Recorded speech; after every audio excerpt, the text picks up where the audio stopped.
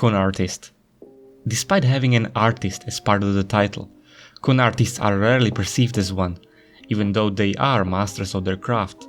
The craft of stealing, deceiving, and manipulating. Con artist is simply put a person who deceives other people by making them believe something false in order to steal their money. The con stands for confidence, and as such, con artist's most valuable personality trait is their confidence. A good con artist doesn't just pretend they are someone else, they possess the new persona they have created. A total confidence in your abilities is required to pull off the most daring heists. 2020, being a dumpster fire it is, has bestowed upon us many great anime shows. After my introduction, you can probably guess which anime I'm going to be talking about, so without further ado, my anime of the year is, drumroll please, Beastars. The chemistry between the characters is just so well done that I know of course it's Great Pretender. Usually when selecting my anime of the year, it has to be something that has personally resonated with me, and while I don't find that exact connection with Great Pretender, it's just a very enjoyable ride from start to finish. Great Pretender doesn't stick to just one location. The story is split into 4 cases. Like any other great show about heists, each case takes us to exotic locations all around the world, starting in Los Angeles, moving through Singapore and London, before finally reaching the climax in Tokyo. We also briefly visit other major cities, but these locations are most relevant to the plot. Great Pretender excels at making you feel like you are transported in a completely new environment with its own unique people and culture. The art style changes with each city we visit, as well as the entire supporting cast and tone of the story. To say Great Pretender looks breathtaking would be an understatement, no matter how many times Keanu Reeves repeats it. You're breathtaking! Los Angeles sets an example of what to expect ahead. Being a West Coast American city, bright yellow beaches are in stark contrast against deep blue, cloudless skies. The art style is jaw-dropping during sunsets, when sky blue is replaced by shades of red and orange, and the entire freaking ocean just turns blue, reflecting the golden sun in the distance, because why the heck not? But then, the third chapter of Great Pretender stands in direct opposition. London is almost drained of colors, just lots of blues, whites and browns. The overcast sky with the sun, just barely poking out, makes the stay in this city gloomy, downhearted. Yet the sudden shift of atmosphere fits the show perfectly, not just conveying we are in a whole new environment, in a different part of the globe. It provides a background for what unexplored directions the story might head towards. Every city sets up a new con targeting a victim. Admittedly, this victim is usually a one-dimensional evil villain with pure evil intentions who's constantly rude to other people, and the people they are nice to are just being used and manipulated by said villain to get their own way. I would argue this aspect works in show's favor. Not only it makes the final act, when every part of the plan clicks together and the villain is left with empty pockets, so satisfying, it's a great source of comedy. The villains are so stereotypical, the only thing they are missing is their own evil lair, which, now that I mention it, the last villain literally has her own lair on top of a skyscraper. Frankly, this wouldn't work any other way, since we wouldn't root for con artists if they were just ripping off average blue-collar workers who are just trying to get by. That brings us to our team of protagonists. Throughout the story, we follow Makoto Edamura, a simple 2-bit thief whose complicated family background and work experience has led him to take the easy way out and use his skills of confidence trickster to get into other people's pockets. Why not take advantage of something if you are good at it? Things take an unexpected turn when one day Makoto robs the wrong person, namely Lauren Thierry, a persuasive conman who introduces Makoto to the world of high-risk, high-reward scams. With help of many other con artists, they plan 2 steps ahead, carrying out courageous stunts to scam the wealthy, the corrupt, and the criminal.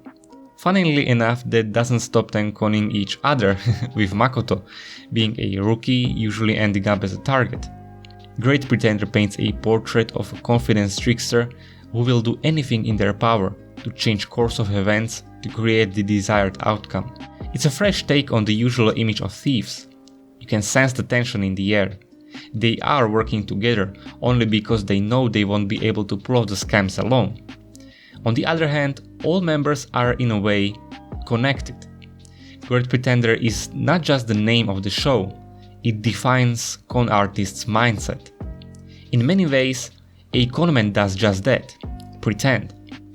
Pretend they are someone they claim to be, pretend what they are saying is true, pretend they belong in a place when they are trespassing.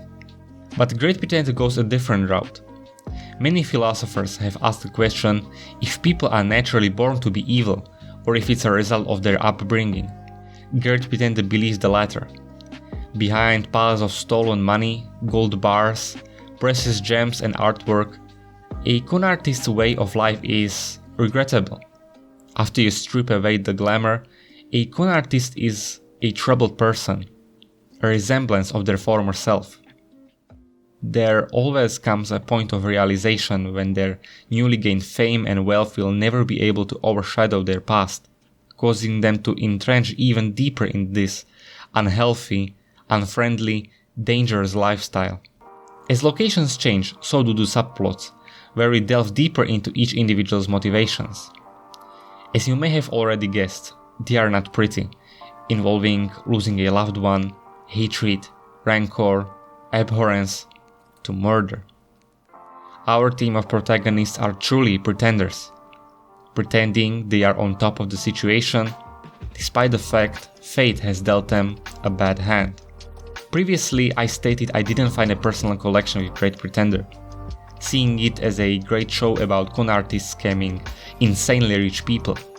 And while you can absolutely enjoy the show in this format too, maybe that's why I was able to relate to Makoto, Laurent, Cynthia, Abigail, and others so much.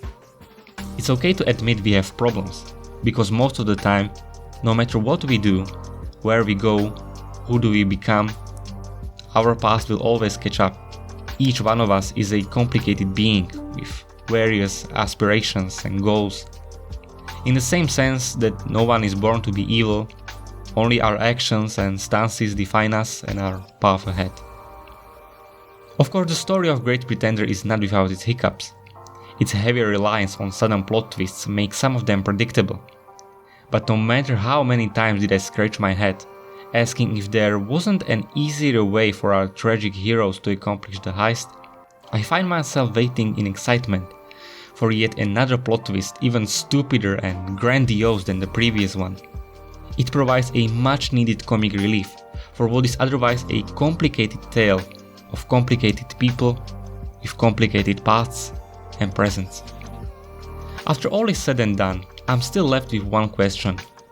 Why do we enjoy watching con artists so much on TV when in the real life we want to understandably avoid them? In a British reality show, The Real Hustle, 3 professional con artists expose the inner workings of the world of confidence tricksters, what techniques and methods they use in order to get your trust and then your hard-earned cash.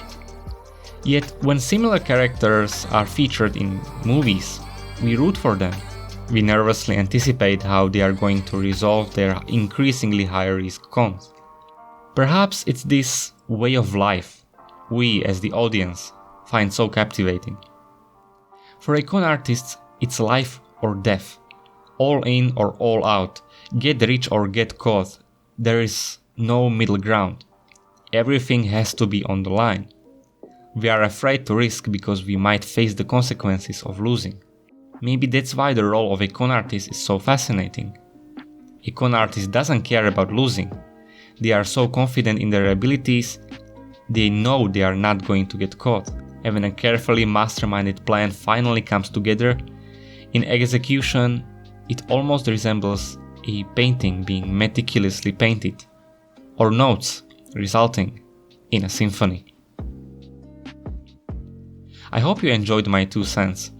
Great Pretender might not be for everyone, and when I started the first few episodes, I surely wasn't expecting it to end up as my anime of the year. Maybe I'm just looking into it too much, but I can still highly recommend it nonetheless. Again, very sorry for my inactivity, etc, etc, you know the drill. When I think about it, I'm watching comparatively less anime than I used to. Not that I'm not interested in anime anymore, far from it.